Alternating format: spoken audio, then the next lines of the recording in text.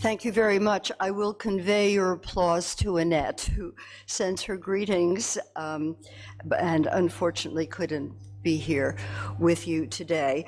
And so because I was involved in the Monks and Merchants exhibition, I will kind of ad-lib a little bit and as we go through. Basically, this presentation concerns the strategies used in the making of two Silk Road exhibitions, in particular Monks and Merchants, which opened in 2001. As you can see, the inspiration, there is a whole process, as those of you know who have developed exhibitions. There is the inspiration and the germination. And in this case, it was actually Annette's interest in the Northern Dynasties, mortuary art, the identification of the Miho mortuary bed, which shows a very particular Sogdian burial rite, the Sogdied, and that's where I came in because I am not a Chinese specialist. My field is Iran, or what I consider Greater Iran, Iran and Central Asia, particularly the Sogdians, who were so important in the moving of the goods across the so-called Silk Roads. And I'll be presenting that in my own presentation. To do this, Annette asked me to join forces with her because she realized that for this important period, after the Han and before the Tang, there was a great deal of exchange that had not been documented as clearly or really known about as it needed to be. And so what we did was we joined forces and we traveled along the Heshi corridor in Gansu and Ningxia into Xi'an. The exhibition was confined only, I should say, to Gansu and to Ningxia, with one edition, one of the Sogdian letters, which came from the British Library. And so a challenge for us was how to shape this exhibition, how to tell the story about the religious influence, Buddhism in the period, the merchants and other peoples who came across from Central Asia, and also the role that the nomads played in northern China, in Gansu and Ningxia.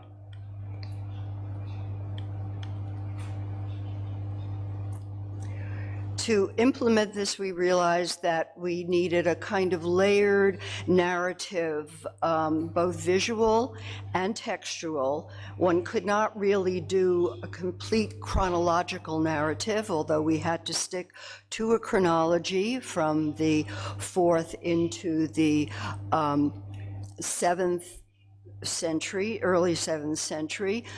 We needed various themes, monks, merchants, and nomads, and because there is such an important interaction, a multi-layered approach with intersecting narratives.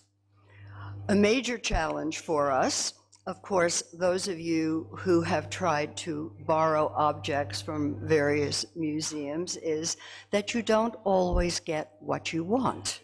That's the name of a song, I believe. And so what does one do about that? I'm going very quickly to, this was Annette's background. She had worked on the 6th Dynasty tomb, Tengshen, for her dissertation. Our exhibition was in 2001, and almost 20 years earlier, she had done an exhibition at the China Institute in New York, The Art of the 6 Dynasties. And then a group of us began looking at the interconnections, this time in Siberia, really looking at the site of Pazyryk, it's specifically tomb number 5, which has a variety of objects from China, from Achaemenid Iran, and from Central Asia. And just by looking at them as art historians, we were able to date the tomb to the 4th century, which is now the date that has been given to it by carbon-14. So art historians have a role, even in chronologies. A pivotal inspiration and what got me into this project was the Miho bed, which acquired by the Miho Museum in Japan, which shows not only, as you see here, long-haired Turks in their yurt, but also, as you see, the tomb owner with his wife, which is over here. You see the arrow, being entertained by the so-called Sogdian whirl, and the Tian Shui, yes, not the. This is from Tian Shui. There were other beds. The one that was panels that were in the Anyang, so-called Anyang bed panels that are divided among several museums in Cologne, Paris, Boston, Massachusetts, and the base is in Washington, D.C. That had been known before the Miho bed came on the market. And then Annette came to me and said, I know that there were Central Asians and that something is going on here because the man in the center of this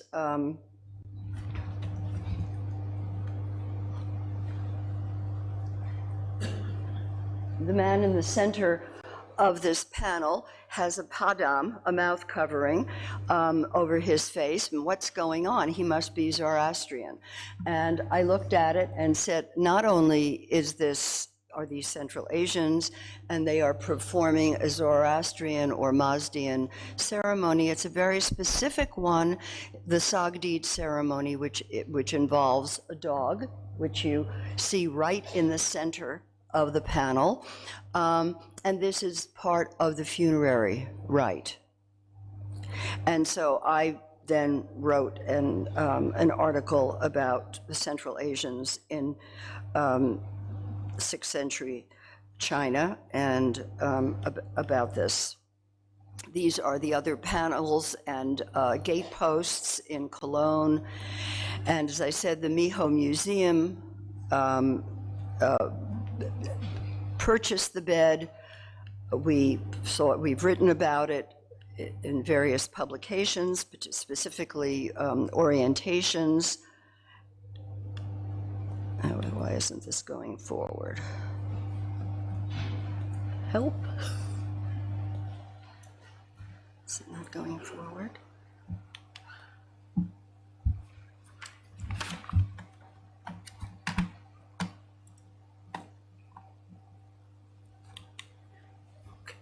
Okay. So I mentioned that we wanted to do an exhibition to understand the dynamics, what was going on between the 4th and the 7th century in China that resulted in this kind of mixed imagery of the Miho bed, of the pieces, the Anyang bed, and the Tian Shui bed. That was the 3rd bed that was known. It had been found. It was excavated, but it wasn't a very scientific excavation because the tomb had been broken into as they were excavating for a drainage ditch. And so, but we knew that this was all part of this group of beds, which now beds and sarcophagi number, I would say, almost 10 that we have of Central Asians or people who were influenced by Central Asian beliefs and experience who were buried in China. And so there we are at the beginning of our, actually this was after our road trip, and we were exhausted at the, many years ago, at the Forbidden City. And it was we had an indispensable guides to lead us as we followed the route by car from Lanzhou to Jinchuan, and then Annette went on to Dunhuang. But we stopped at various provincial museums along the way, looking for objects that were not really known, that would help to tell the story. And so we proceeded through the Heshi corridor. And these are some of the objects that we found on your lower left from Maijishan, Kasiasba, in Guyuan, the extraordinary Bactrian gilt silver ewer in Li Xian's tomb, along with a Sasanian glass bowl, and the discovery of this wonderful dancing figure that has now appeared in other exhibitions, but it had never been known before, which we discovered at Shandong just by stopping at the local museum, and we saw it in a dusty case and said, ah, this is amazing. And we were fortunate to get him. So as I said, as we traveled and uncovered objects, many previously unknown or unfamiliar in the West, we were able to develop this multi-layered narrative, along with a linear narrative that set the chronological parameters around Buddhist art and the introduction of Buddhism, or perhaps reintroduction of Buddhism at this time into China. And then, of course, the nomads play a very important role. And so we had these sub-themes of encounters with nomads, Buddhist monks transmitting and translating, Sogdians back in their homeland and as merchants, as well as translators of Buddhist sutras, the analysis of coins that were found in Chinese tombs, Sasanian coins, as well as Byzantine coins, other exotic objects, and specific mortuary art.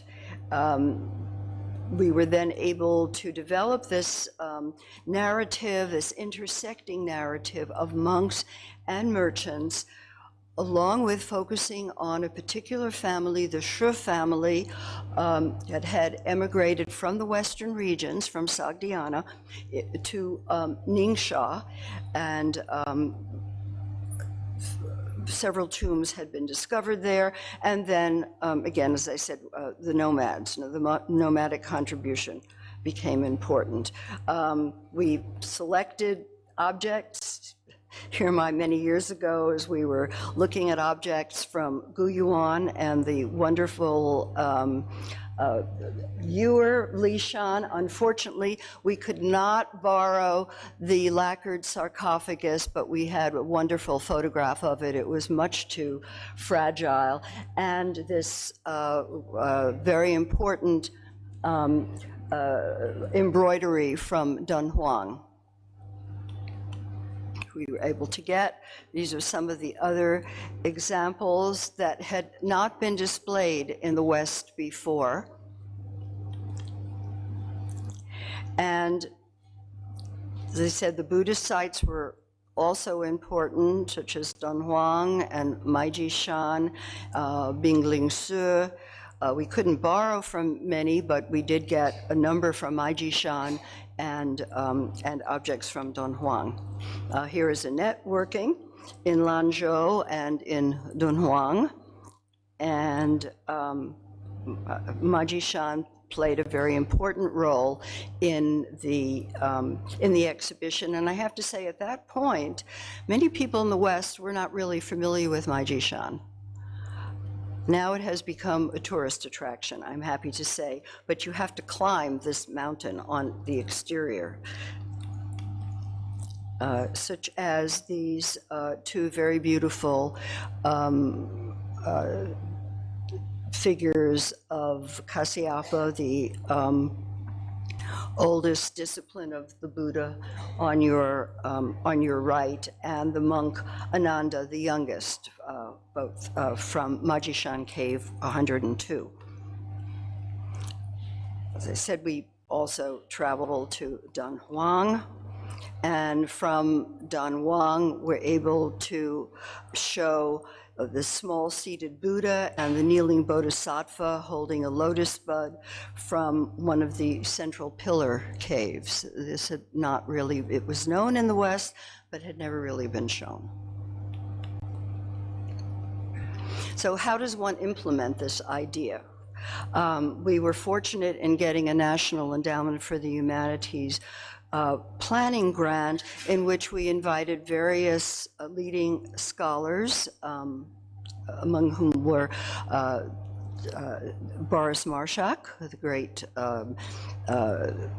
Sasanian and particularly Sogdian silver metalwork specialist, Nicholas Sims Williams, and we, Michael Alleram from the Kunsthistorisches Museum in Vienna, in terms of numismatics, to help us put together this story.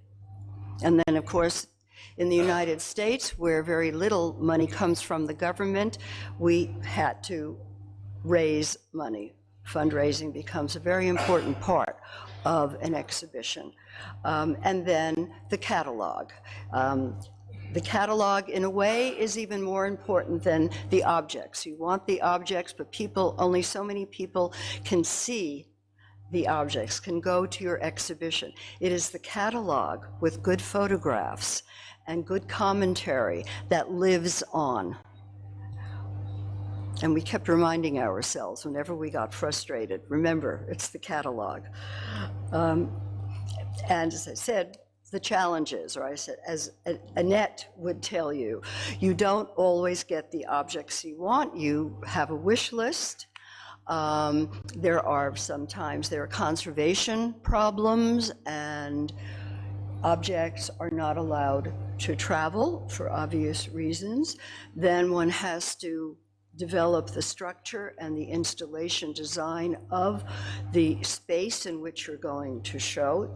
How to write labels. There are many different theories about writing labels. In the United States, they've done studies about how many seconds the average museum goer will spend reading a label. And so we were constantly being told, your labels are too long, your labels are too long. And we said, well, they can read the first part, and then if they want, they can learn more.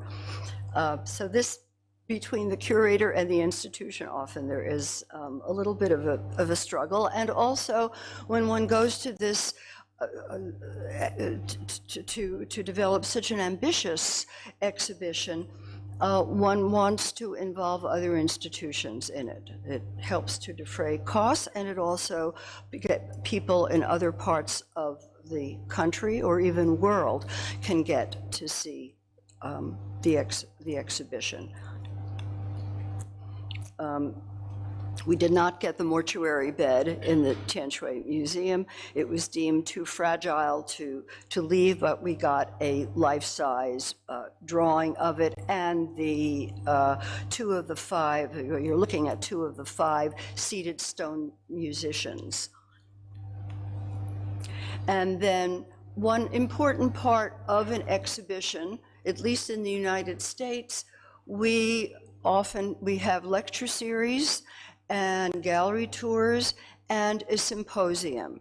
And so out of this came another volume in addition to the catalog, Nomads, Traders, and Holy Men Along China's Silk Road, at which other scholars were able to talk about ancillary aspects of the museum, of the museum exhibition.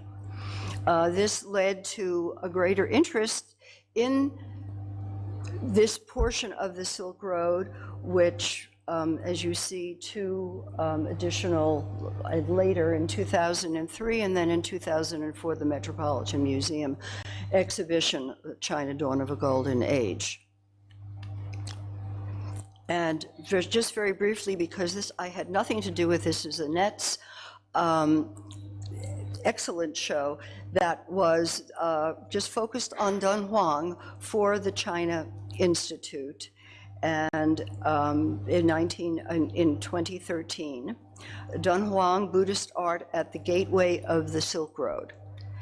And it started out with an offer from the Dunhuang Institute of a replica of the Western Way Cave number 432, accompanied by a selection of sculptures, both small and large, that had been taken from some of the damaged caves. This was a very generous offer, one that one could not pass up. But for Western audiences, the context was not sufficient enough. Western audiences would not be familiar with, unless one is a specialist, with the purpose of Buddhist cave temples and the programs of their decoration.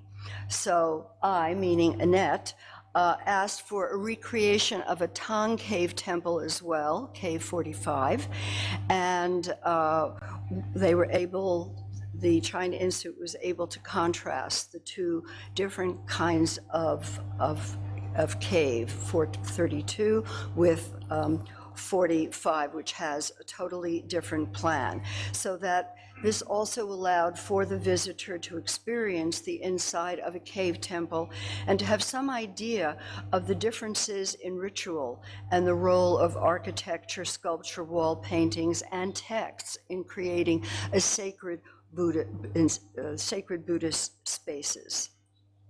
And here you see a partial recreation of the Western Way Cave from Dunhuang as it was shown, as it appeared in the gallery. And then in the other gallery, Cave 45, much later, first half of the 8th century. And I thank you very much for your attention on behalf of Annette.